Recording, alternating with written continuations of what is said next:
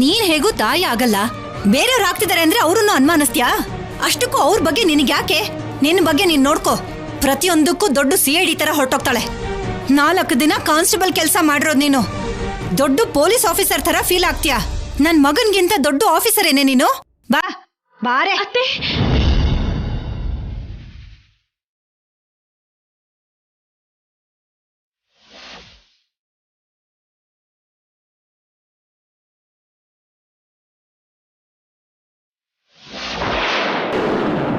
ಏನನ್ನತ್ತೆ ಹೊಟ್ಟೆಲಿರೋ ಮಗು? ಎಲ್ಲಿ ಅವನೇನಂತಾನೆ ಅಂತ ಒಂದ್ಸಲ ಕೇಳಿಸ್ಕೊತೀನಿ.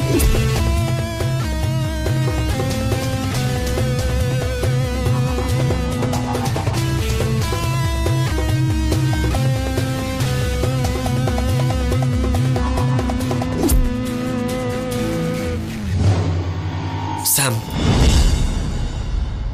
ಕಲ್ಯಾಣಿಗೆ ಅನುಮಾನ ಬಂದಿರುತ್ತೆ ಅಂತ್ಯಾ? ಇಲ್ಲಾಂದ್ರೆ ನಿನ್ನ ಹೊಟ್ಟೆ ಹಿಡ್ಕೋಬೇಕು ಅಂತ, ನಿನ್ ಒಳಗಿರೋ ಮಗು ಬಗ್ಗೆ ತಿಳ್ಕೋಬೇಕು ಅಂತ ಯಾಕೆ ಪ್ರಯತ್ನ ಪಡ್ತಿದ್ಲು? ನಂಗೂ ಅದೇ ಅನುಮಾನ ಬರ್ತಿದೆ ಸಿದ್ದು. ತುಂಬಾ ಭಯ ಆಗ್ತಿದೆ, ಎಲ್ಲಿ ಸಿಕ್ಕಾಕೊಂಡ್ಬಿಡ್ತೀವೋ ಅಂತ. ನಂಗೂ ಅದೇ ಟೆನ್ಷನ್ ಆಗಿತ್ತು. ಟೈಮಿಗೆ ಕರೆಕ್ಟಾಗಿ ಒಳ್ಳೆ ಪ್ಲಾನ್ ಮಾಡಿದೆ. ಈ ಸರಿ ನಾವು ಸಿಕ್ಕಾಕೊಂಡ್ರೆ ಮಾತ್ರ ಪೊಲೀಸ್ ಅವ್ರಿಗೆ ಸುಳ್ಳು ಹೇಳೋದಲ್ಲ, ಕುಟುಂಬ ಸಮೇತ ನಮ್ಮನ್ನು ಸಾಯಿಸಾಕ್ಬಿಡ್ತಾರೆ. ಅದನ್ನ ನೆನ್ಪಿಟ್ಕೋ. ಕಲ್ಯಾಣಿಗೆ ಅನುಮಾನ ಬಂದಿದ್ರೆ ಮಾತ್ರ ಅವಳು ಈ ತರ ಮತ್ತೆ ಮತ್ತೆ ಟ್ರೈ ಮಾಡ್ತಾನೆ ಇರ್ತಾಳೆ. ನಾವು ಸ್ವಲ್ಪ ಹುಷಾರಾಗಿರ್ಬೇಕು. ನಾವು ಆಚೆ ಹೋಗೋ ಸಂದರ್ಭ ಬಂದ್ರೆ ಅವ್ರು ನಮ್ಮನ್ನು ಸಾಯಿಸೋದಲ್ಲ ಸ್ಯಾಮ್. ಈ ಮನೇಲಿ ಒಬ್ರು ಉಳಿದೇ ಇರೋ ಹಾಗೆ ಮಾಡೋಣ. ಆ ಪರಿಸ್ಥಿತಿ ಬರ್ದೇ ಇರೋ ತರ ನಮ್ಮ ಜಾಗ್ರತೆಯಲ್ಲಿ ನಾವಿರೋಣ, ಸರಿನಾ?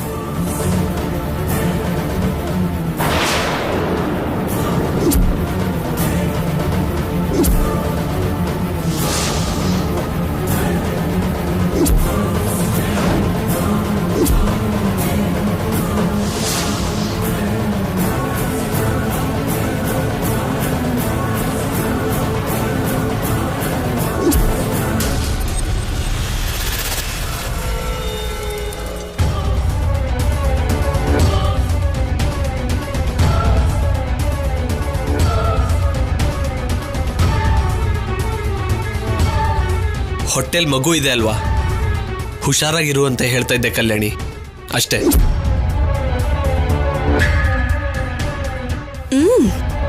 ನೀವು ಹುಷಾರು ಅಂದಿನ ಮಾತು ಕೇಳಿಸ್ತು. ನಡೀರಿ.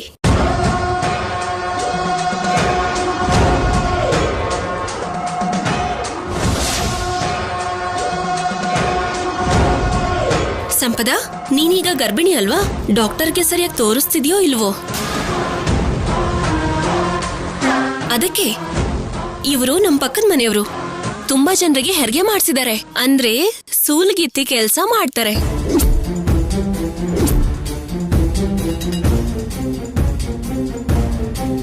ದೊಡ್ಡಮ್ಮ, ಒಂದ್ಸಲ ಸಂಪದ ನಾಡಿ ಹಿಡಿದು ನೋಡಿ. ಅವಳೀಗ ಗರ್ಭಿಣಿ ಅಷ್ಟೇ ಅಲ್ದೆ ಇದಕ್ಕೂ ಮುಂಚೆ ವಾಂತಿನೂ ಆಯ್ತು. ಈ ತರ ಪದೇ ಪದೇ ವಾಂತಿ ಮಾಡ್ಕೊಳ್ತಿದ್ರೆ ಏನಾದ್ರೂ ತೊಂದರೆ ಆಗ್ಬೋದೇನೋ ಅಂತ.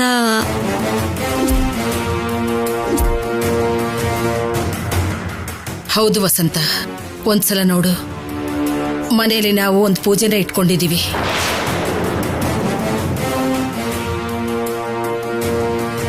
ಪೂಜೆಗೆ ಯಾವುದೇ ವಿಘ್ನ ಬರಬಾರ್ದು ಅಂದ್ರೆ ಯಾರಿಗೂ ಆರೋಗ್ಯ ಕೆಡದೆ ಇರೋ ಹಾಗೆ ನೋಡ್ಕೋಬೇಕು. ಆಗ್ಲಮ್ಮ, ನಾನ್ ನೋಡ್ತೀನಲ್ವಾ.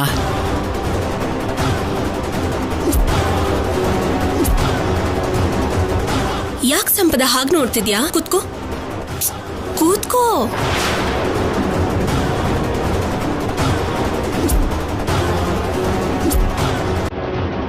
ದೊಡ್ಡಮ್ಮ ಬನ್ನಿ, ಒಂದ್ಸಲ ಚೆಕ್ ಮಾಡಿ.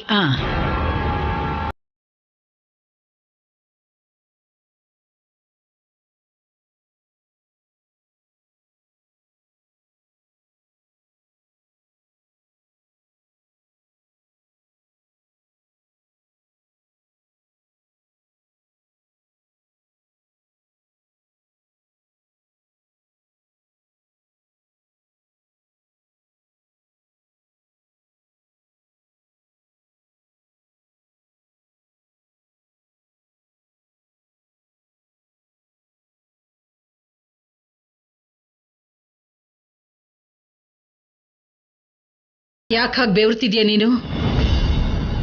ಒಂದ್ಸಲ ಮುಖನ ಒರ್ಸ್ಕೋಬೋದಲ್ವಾ? ವಾಂತಿ ಆಗ್ತಾ ಇದೆಯಲ್ಲ ದೊಡಮ್ಮ, ಅದರಿಂದ.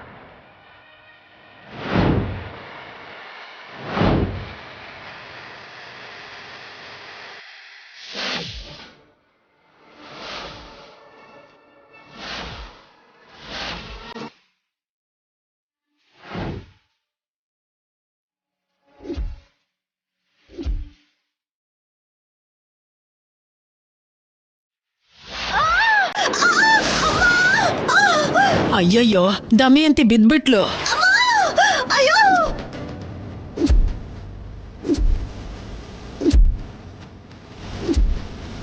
ದಮಯಂತಿ, ಶೌರ್ಯ,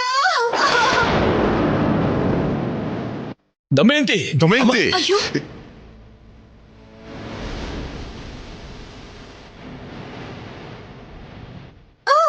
ದಮಯಂತಿ, ಅಮ್ಮ, ಏನಿದೆ? ಏನಾಯ್ತಮ್ಮ? ದಮಯಂತಿ,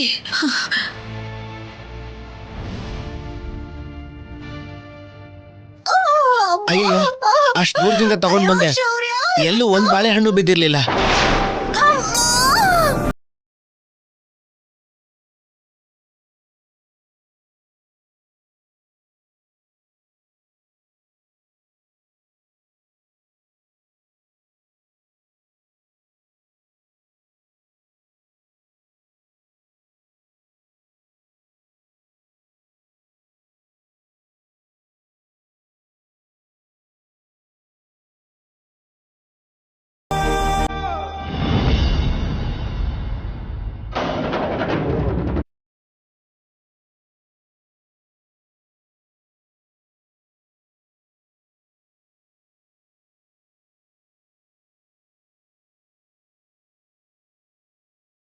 ಕೂತ್ಕೋ, ನಿಧಾನವಾಗಿ ಕೂತ್ಕೋ.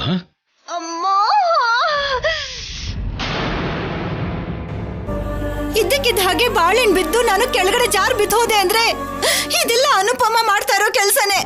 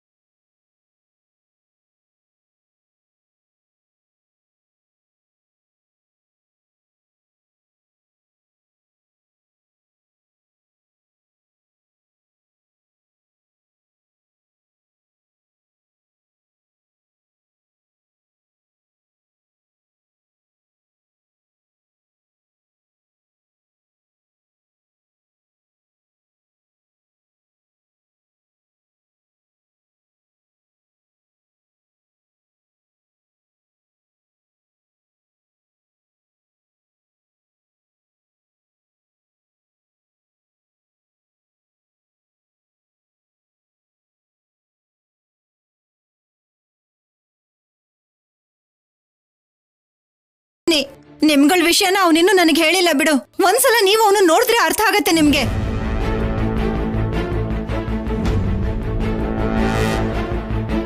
ಏನಿದತ್ತಮ್ಮ, ಅವಾಗವಾಗ ಇವಳಲ್ಲಿರೋ ಹುಚ್ಚು ಹೊರಗಡೆ ಬಂದು ಒಳಗಡೆ ಹೋಗ್ತಾ ಇರುತ್ತೆ. ಪರ್ಮನೆಂಟ್ ಆಗಿ ಹುಚ್ಚು ಅಂದ್ರೆ ಹಾಸ್ಪಿಟಲ್ ಸೇರಿಸಬಹುದು.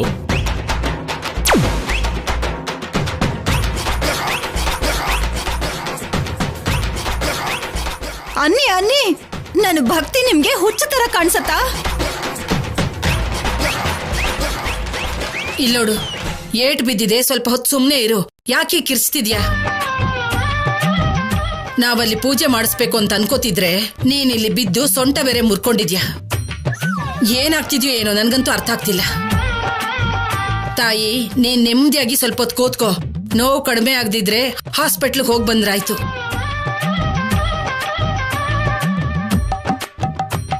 ಅಷ್ಟು ಚಿಕ್ಕ ಬಾಳೆಹಣ್ಣು ಇಷ್ಟು ದೊಡ್ಡ ಆಕಾರಕ್ಕೆ ಏನ್ ಮಾಡತ್ತಮ್ಮ? ಇವಳಿಗೇನಾಗಲ್ಲ ಬಿಡಿ. ದೊಡ್ಡಮ್ಮ, ಸಂಪದನ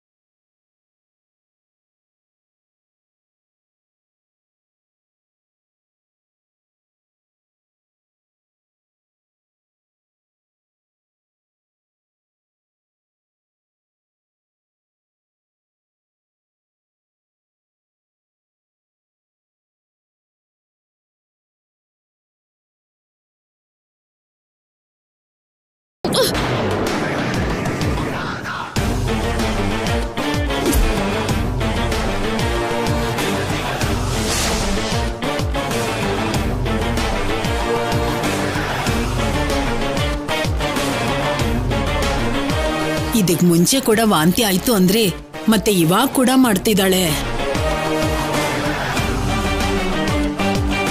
ಹೀಗೆ ವಾಂತಿ ಜಾಸ್ತಿ ಆಗ್ತಿದೆ ಅಂದ್ರೆ 5ನೇ ತಿಂಗಳಲ್ಲಿ ಹೀಗಾಗ್ಬಾರ್ದಮ್ಮ. ಸ್ವಲ್ಪ ಸಕ್ಕರೆ ನೀರು ಕುಡಿಸಿ. ಸರಿ, ನಾವುಗಳೋಗಿ ಪೂಜೆ ಏರ್ಪಾಡು ನೋಡ್ಕೊಳ್ಳೋಣ. ಸರಿನಮ್ಮ, ಮತ್ತೆ ನಾನಿನ್ ಹೋಗಿ ಬರ್ತೀನಿ.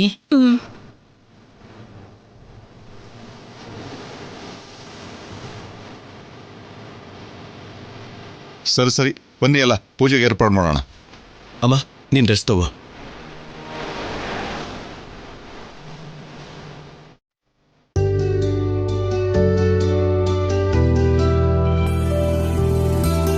ಕಲ್ಯಾಣಿ,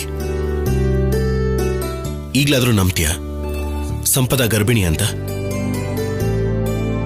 ನಿನ್ನ ಅನುಮಾನ ಬಗೆಹರಿದ್ರೆ ಸ್ವಲ್ಪ ನೆಮ್ಮದಿಯಾಗಿರ್ತೀಯ. ಅದಕ್ಕೆ ಹೇಳ್ತಾ ಇದ್ದೀನಿ, ಇನ್ನೀಗ ನೆಮ್ಮದಿಯಾಗಿ ಪೂಜೆ ಮಾಡೋಣ.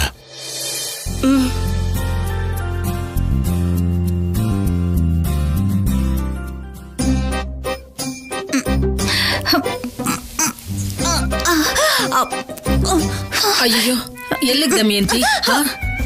ಮೊದ್ಲೇ ಕೆಳಗ್ ಬಿದ್ದು ಏಟಾಗಿದೆ. ಇವಾಗ ನೋಡಿದ್ರೆ ಕುಂಟ್ಕೊಂಡ್ ಹೋಗ್ತಾ ಇದೀಯಾ. ಎಲ್ಲಿಗೆ? ಎಷ್ಟೇ ಕಷ್ಟ ಆದ್ರೂ ಸರಿ, ಇವತ್ತು ಪೂಜೆ ಮಾಡೋದು ನಾನೇ. ಶೌರ್ಯ ಕಲ್ಯಾಣಿ ಕೇವಲ ಆಕಾರಕ್ಕೆ ಅಲಂಕಾರಕ್ಕೆ ಮಾತ್ರ ನಿಂತ್ಕೋತಾರ ಅಷ್ಟೇ.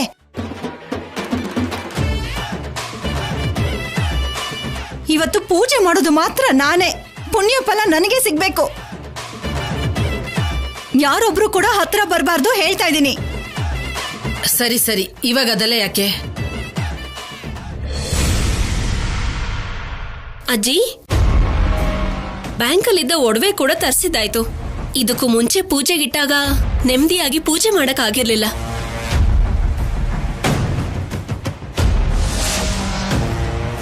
ಅದಕ್ಕೆ ಈ ಸಲ ಪೂಜೆಗೆ ಒಡವೆ ಕೂಡ ಇಡ್ತಾ ಇದೀವಿ. ಒಳ್ಳೆ ಆಲೋಚನೆ ಅಮ್ಮ, ಹಾಗೆ ಮಾಡಿ.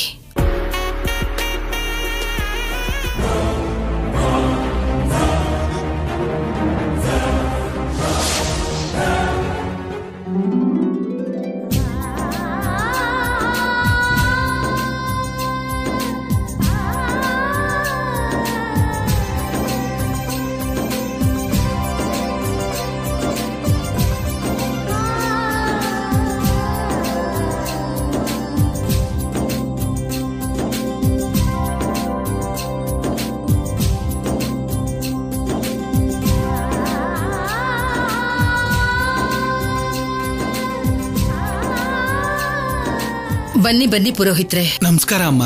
ಪೂಜೆ ಆದ್ಮೇಲೆ ನಮ್ ದಮಯಂತಿ ಸ್ವಲ್ಪ ಜನಕ್ಕೆ ಊಟ ಹಾಕ್ಬೇಕು ಅಂತಿದ್ದಾಳೆ. ಬೇರೆ ಚಿಕ್ಕ ಕಾರ್ಯಕ್ರಮ ಇದ್ದಿದ್ರಿಂದ ತಡ ಆಯ್ತಮ್ಮ.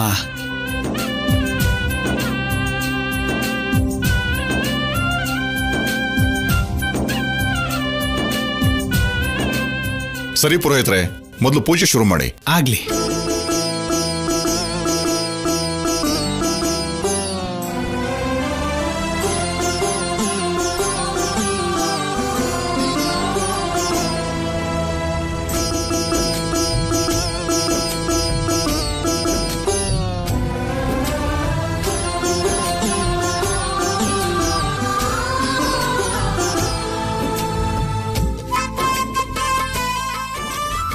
ವಾಸು, ಬಾ.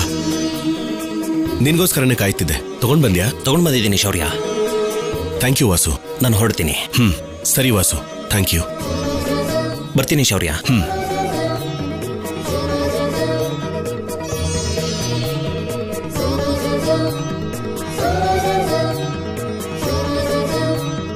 ಒಳ್ಳೆ ಕೆಲಸ ಮಾಡ್ದೆ ಕಣೋ.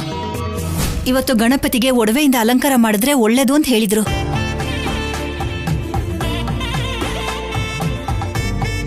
ಹಾಗೂ ಪೂಜೆ ಮಾಡಿದ ಒಡವೆಗಳು ಇಡೀ ದಿನ ವಿನಾಯಕನ್ ಮುಂದೆ ಇದ್ರೆ ನಮ್ ಸಂಪತ್ತು 2 ಪಟ್ಟಾಗತ್ತಂತೆ.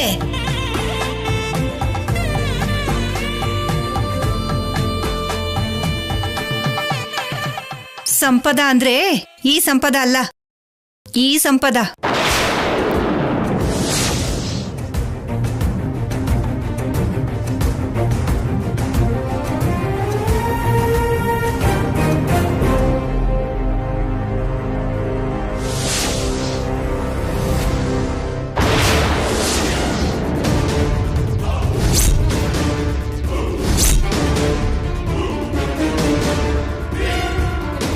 ನೀವಿವತ್ತು ಏನೇ ಆದ್ರೂ ಸಿಕ್ಕಾಕೋತೀರಾ. ನನ್ನ ಅನುಮಾನ ಖಂಡಿತ ಸುಳ್ಳಲ್ಲ. ನನ್ನ 6th ಸೆನ್ಸ್ ಹೇಳ್ತಿದೆ ನೀವು ನಿಜವಾಗ್ಲೂ ಬದಲಾಗಿಲ್ಲ ಅಂತ. ಆದ್ರೆ ನೀವು ಬದಲಾಗಿದ್ದೀರಾ ಅಂತ ಮನೆಯವರೆಲ್ಲ ಅನ್ಕೊಳ್ತಿದ್ದಾರೆ. ಬದಲಾಗಿದ್ದೀರಾ ಇಲ್ವಾ ಅನ್ನೋದು ಪೂಜೆ ಮುಗಿಯೋದ್ರೊಳಗೆ ಗೊತ್ತಾಗುತ್ತೆ.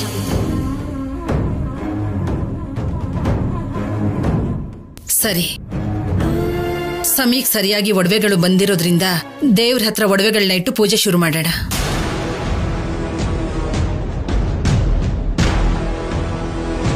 ಕಲ್ಯಾಣಿ, ದೇವ್ರ ಹತ್ರ ಈ ಒಡವೆಗಳನ್ನಿಡು. 1 ನಿಮಿಷ ಇರಿ, ನಾನು ಹೋಗಿ ಉಂಡೆಗಳನ್ನ ತಗೊಂಡ್ ಬರ್ತೀನಿ.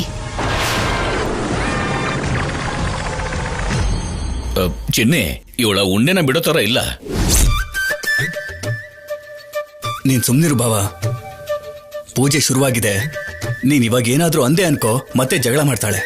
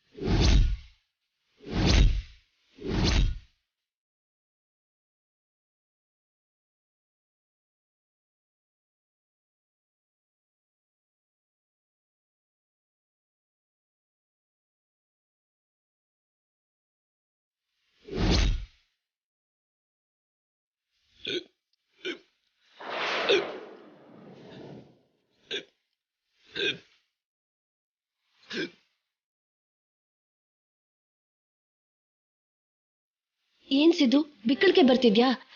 ಇರು, ಕುಡಿಯೋ ನೀರು ತಗೊಂಡ್ಬರ್ತೀನಿ. ನಿಂತ್ಕೋ ಸಂಪದ, ನಾನು ಬರ್ತೀನಿ.